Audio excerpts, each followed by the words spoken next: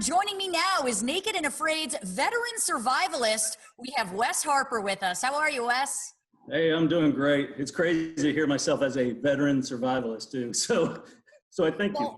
That's what you are. I mean, how are you and your family doing during this time? What's going on with you? Oh, we're like everybody else right now. We're locked inside, and we're making small ventures out here and there. But yeah, most of the time you're sitting in your living room, family room, bathroom, dining room, just trying to change your view. I mean, at least consistently you have running water that you know is clean, and hopefully food in your fridge. And toilet paper. I'm one of the lucky few. Yeah. One of the lucky few. Well, let's get right into Naked and Afraid XL, because things have gotten even more intense in the franchise, if you can imagine that. Why did you decide to return to Naked and Afraid? Hadn't you had enough? I say this every time. At the end of a challenge, I'll be suffering and miserable, and I'll say, never again. That's it. Done. Stick a fork in me. Done.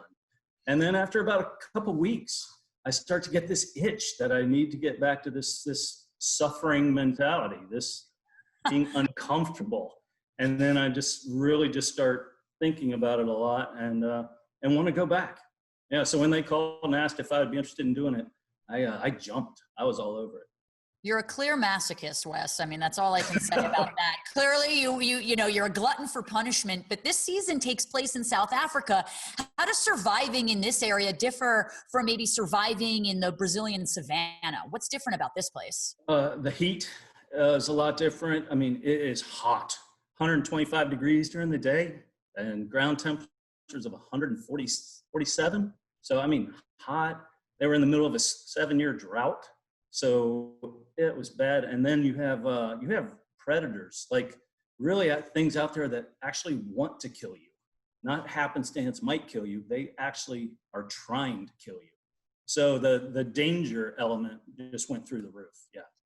Well, let's talk about what's going on in the show, because out of all the groups, you and Gwen seem to have the most stable relationship, at least what we can see. How important is having a good relationship with your survival partner? It seems like, if you're fighting, you're never going to survive. No, it's paramount. I'm really fortunate that I got paired up with Gwen because we're basically the same age. She's got 5 kids. I got 5 kids. We were both stubborn. And so we clicked within the first 2 minutes. And we knew we were going to make a really good pairing. And it's so important to have somebody that just has your back and is supportive, because you have down days and they have down days, and you really need somebody just to be able to help lift you up a little bit and fill in the gaps. So Gwen and I were able to do that to each other. Well, each having 5 kids, I'm sure, you have you're very patient. You have a very high tolerance for pain. So I'm sure that's a good skill to be a survivalist. But, a big twist this season is that each group of survivalists is able to banish group members. So your group has already decided to banish someone. Is that something that could hinder your survival later on? Well, in our case, to be honest, Joshua was a nice guy. But he really didn't come with a skill set that you needed to have in Africa. It wasn't a place where you could just kind of hang out and be passive and survive. And when that was his MO, we needed to go ahead and nip that in the bud. It's an awful thing to do to somebody, but if you don't, you're not going to make it. And you got to make those decisions. Well, in last night's episode, you and Gwen were poisoned by aloe. I mean, as if it couldn't get any worse. How did you recover from being poisoned in the wild? I wouldn't even know the first step to doing that. First step is getting it out of your system. I mean, to be honest, you got to get rid of as much of it as you can. And then you have to drink water and just really weather the storm. It's gonna ravage you and do some stuff that I'm not going to talk about. But you just really suck it up and you take the pain and let it just kind of leach out of your system. That's all you can do. How quickly do you know that you've been poisoned? Is it an immediate reaction, or is it 20 minutes later you're like, oh no? Oh yeah, it's like 15 minutes after we ate the aloe, I started getting double vision, like bad double vision. I was dizzy and nauseous. I was, what's going on? And I lost motor function. Actually, I couldn't walk anymore. I had to crawl. And so I knew something really bad was happening. And since it happened to Gwen at the same time, we just deduced that we had poisoned ourselves with that aloe. Wow. Okay. Well, not only did you poison yourselves, you also had an angry elephant encounter, as if it couldn't get any worse. How terrifying was it to be in that situation? Absolutely terrifying.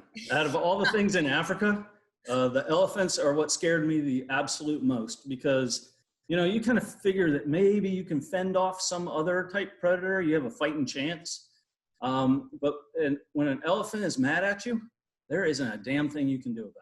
If it wants to stomp you, it's just going to stomp you, and you have no say-so in it. So they were really, really frightening, and they were so close.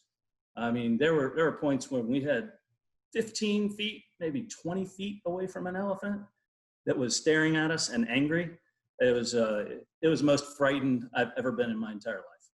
I have literally never been happier to live in New York City than from talking to you, Wes. I will say that. But I know we're early on in the season, but will we see the Survivalist groups merge later on? Well, that's pretty typical of the show. You know, everybody stays in their little groups, and some people leave, and some people tap out, and some get banished. But eventually, whoever's left standing eventually migrates together. That's very typical for the show, and I don't think that's any surprise that that's going to happen this season. Misery loves company. Wes, thank you so much for chatting with me. I can't wait to keep watching you and Gwen. Good luck surviving everything that's happening right now. Thanks so much. I really appreciate you having me on. My pleasure. Watch Naked and Afraid XL Sundays at 8, 7 Central on Discovery.